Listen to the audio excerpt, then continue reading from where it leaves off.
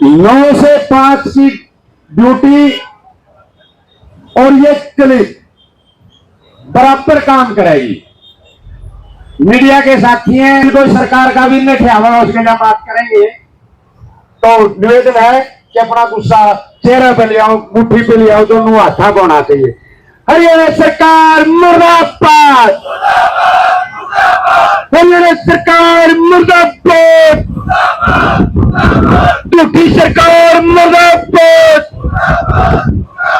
झूठी सरकार मुर्दाबाद, हरियाणा सरकार मुर्दाबाद, हरियाणा सरकार मुर्दाबाद,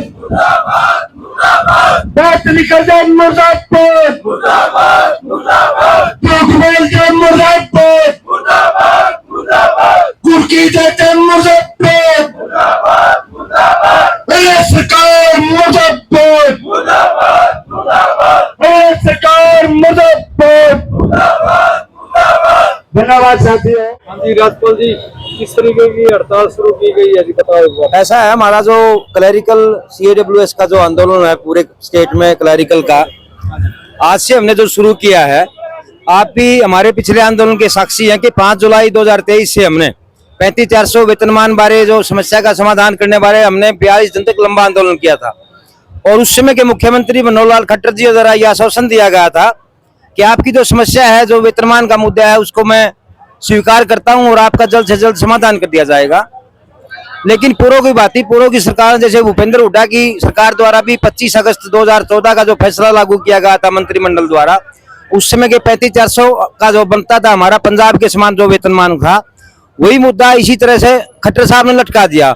और बगैर हमारे से निष्कर्ष किए जो खट्टर साहब ने वादा किया था कि आपके 35 दिन का जो हड़ताल का पीरियड है उसको ड्यूटी पीरियड काउंट किया जाएगा और आपकी समस्या का समाधान किया जाएगा।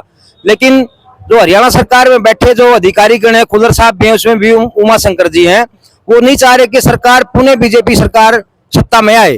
और उसके पश्चात उन्होंने अपनी मर्जी से 21,700 रुपया जो वेतनमान दिया गया है वो बिल्कुल नाजायज वेतनमान है, हमारी मांग के विरुद्ध है, हमारी समस्या उससे समाधान नहीं हो रहा है। 21,700 अगर सरकार ने जो दिया है उससे पूरे स्टेट में 10 से 20 क्लरिकल के सदस्यों का भी वेतनमान नहीं बढ़ा है। तो सरकार के उसका हमने सरकार को जवाब दे दिया लोकसभा के अंदर, सरकार को मुंह खानी पड़ी। और आगामी पिछले लोकसभा चुनाव में साहब एक चीज बताइए, पिछली बार आप 48 दिन तक बैठे रहे थे पिछले साल जी, ठीक है, दोबारा फिर आपको बैठना पड़ा जी। क्या ऐसा आश्वासन था जो दिया था लेकिन पूरा नहीं हो पाया? आश्वासन यही था, मुख्यमंत्री जी आश्वासन दिया गया था कि आप लोगों का जो वेतनमान का मुद्दा है बहुत अच्छा ग्रेड आपको दिया जाएगा, जो आपकी मांग है वो आयोग ने भी माना था कि आपकी जो मांग है वो जायज मांग है। लेकिन सरकार के जो अधिकारी बैठे हैं वो मुख्यमंत्री को गुमराह कर रहे हैं और उसका खामियाजा लोकसभा में भुगत लिया है। अब खट्टर साहब नहीं रहे हैं, नायब सैनी जी आए हैं, हमने उसी कड़ी में 1 साल पश्चात पुनः आंदोलन शुरू किया। हम 7 जुलाई को हमने करनाल की कॉल दी और मुख्यमंत्री नायब सिंह सैनी जी ने हमारे से बातचीत का न्योता दिया, वहां बुलाया गया चंडीगढ़, लेकिन वहां बरगला दिया गया, कोई जो हमारा वेतन का मुद्दे से बात नहीं कही। उसके पश्चात हमने 28 जुलाई की हमने फिर कॉल दी चंडीगढ़ की, पंचकुला में कि मुख्यमंत्री आवास का घेराव किया जाएगा। उसके पश्चात भी 27 तारीख को हमारी स्टेट टीम के पास एक मैसेज आया, फोन कॉल आई कि आप खुल्लर साहब आपको बुला रहे हैं, आपका जो वेतनमान है उसके मुद्दे पे बात करेंगे।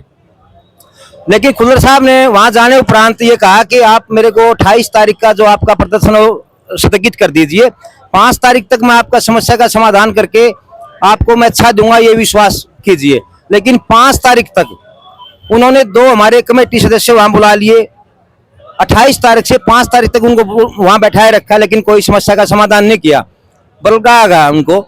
और ये मैं आपको बताना चाहूंगा कि मुख्यमंत्री जी तक हमारी बात नहीं पहुंच पा रही है। आप राजपाल जी एक चीज बताइए कि बार बार आपको टाइम दे दिया जाता है, जैसे आप बैठे और सारे भी कर्मचारी हरियाणा के बैठे हुए हैं, क्या लगता है कर्मचारियों का विषय पर सरकार सोच पाएगी कि नहीं सोच पाएगी? देखो, हमारा काम है आंदोलन करना, सरकार को चेताना, ये काम है सरकार को कि उन्हें आगे सत्ता में आना है।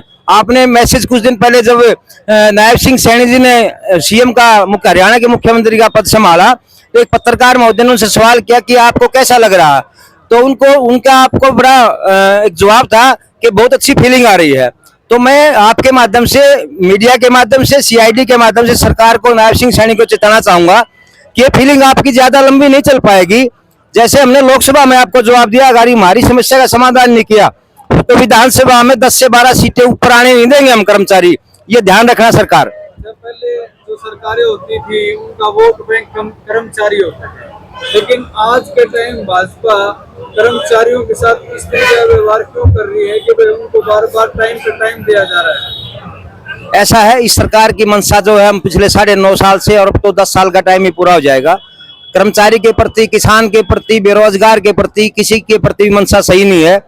अगर नायब सिंह सैनी पुनः सत्ता में आना चाहते हैं तो हमारे इस लिपिक वर्ग की समस्या का समाधान करें, अन्य ये मान लें कि फीलिंग 2 महीने की और फीलिंग है उनकी, मुश्किल से ये फीलिंग आगे नहीं आने देंगे हम। आगे क्या रहने वाला है आपकी हड़ताल का? देखो, ये फैसला स्टेट को लेना है, लेकिन हमारी जो जिला के साथियों की जो आवाज है, हम 3 दिन की हड़ताल तो रखेंगे। हो सकता है वो आगे 2-4 दिन और बढ़ जाए, लेकिन हम ज्यादा इंतजार नहीं करेंगे अब।